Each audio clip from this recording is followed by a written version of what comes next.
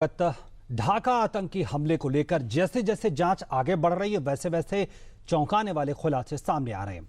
लेकिन इस बीच बांग्लादेश सरकार ने साफ किया है कि आतंकी हमले के पीछे पाकिस्तानी खुफिया एजेंसी का हाथ है। हालांकि आईएसआईएस शुरुआत से ही इस हमलों की जिम्मेदारी ले रहा है।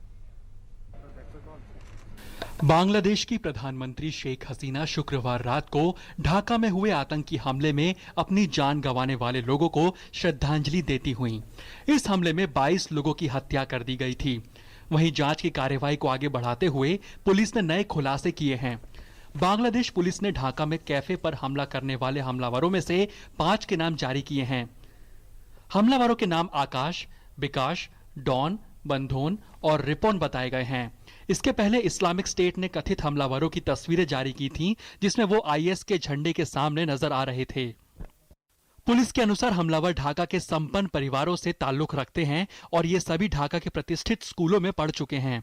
सोशल नेटवर्किंग वेबसाइट्स पर इन लड़कों के दोस्तों और परिजनों ने उन्हें पहचान लिया है।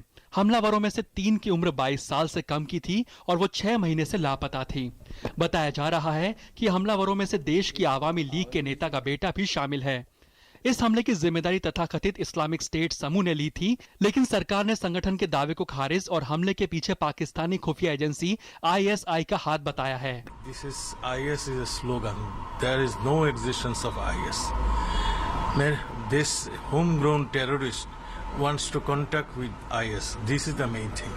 But all are our homegrown, our national. It is not from other countries. It is all our national, our people. उधर बांग्लादेश की प्रधानमंत्री शेख हसीना के राजनीतिक सलाहकार हुसैन तौफिक इमाम ने कहा कि जिस तरह बंधकों को तेज धारदार बड़े चाकुओं से मारा गया है, उससे लगता है कि स्थानीय आतंकवादी समूह प्रतिबंधित जमात उल मुजाहिदीन बांग्लादेश का हाथ है और पाकिस्तान की आईएसआई और जमात के बीच का रिश्ता जग जाहिर है। There is intense work going on, and even today our security advisor said that they are meeting constantly, and naturally we have other friends also, and we will be sort of exchanging information and interacting with our Indian counterparts as well, and also with other friends abroad. इस आतंकी हमले के मद्देनजर भारत की सीमा सुरक्षा बल यानी कि बीएसएफ ने 4000 किलोमीटर से ज्यादा लंबी भारत बांग्लादेश सीमा पर हाई अलर्ट जारी कर दिया है। सीमा पार से अवैध हरकत रोकने के लिए बीएसएफ राज्य और केंद्रीय खुफिया इकाइयों से संपर्क में है।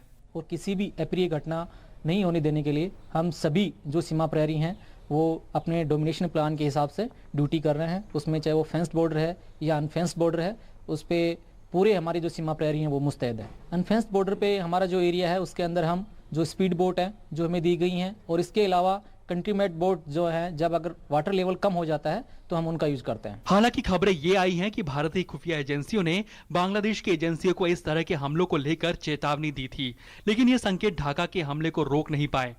वहीं भारतीय खुफिया एजेंसियों को अत्यधिक सतर्कता बरतने को कहा गया है। सीमा सुरक्षा बल ने इन इलाकों में गश्त शुरू कर दी है और सीमा पर कड़ी चौकसी रखी जा रही है। News night desk, DD news.